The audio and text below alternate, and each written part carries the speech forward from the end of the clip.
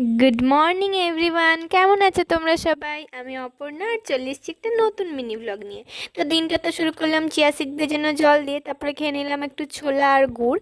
তারপরে আমি একটুখানি ড্রয়িংয়ে নিয়ে বসেছিলাম। তো আজকে আমি একটা ওয়াটার কালার এই ছবিটা কমপ্লিট করলাম। তারপরে তো সকালে খেয়ে নিলাম। তো আজকে সকালে ব্রেকফাস্টে ছিল হচ্ছে রুটি আর আলুর তরকারি। তো তারপর আমার একটা পিসি এসেছিলো আমাদের সাথে দেখা করতে। তো ওই পিসিকে একটুখানি শরবত করে দিলাম। আর এদিকে বাবা ভিডিও কল করেছিল, তো পিসি একটু বাবার সাথে কথা বলছিল। তারপরে তো দাদুকেও দিয়ে দিলাম, দাদু একটু গ্লুকন ডি খেয়ে নিল। তারপরে তো মাও সকাল থেকে অনেক কাজ করছিল, তো মাকেও দিয়ে দিলাম। আর এইদিকে বাবা ভিডিও কল করেছিল, তো আমিও একটু বাবার সাথে কথা বলে নিলাম। তারপরে চট করে স্নান করে নিলাম। তো স্নান করে আমি গপু ভাইকে পুজো দিয়ে নিচ্ছি। আর এই দেখো আজকে গপু ভাইকে কি সুন্দর একটা সামার সামার ড্রেস পরিয়েছি। আর তারপরে ম্যাচিং করে বক্স থেকে ওর জন্য ম্যাচিং চুড়ি বার করলাম।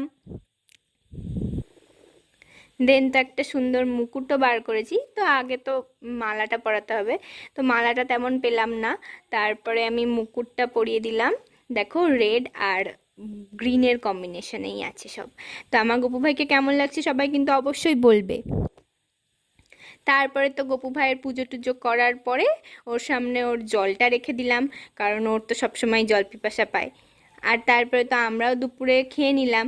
তো আজকে দুপুরে ছিল ডাল সেদ্ধ। তো প্রথমে ডাল সেদ্ধটা খেলাম। তারপরে ছিল মাছের ঝোল, কাতলা মাছ।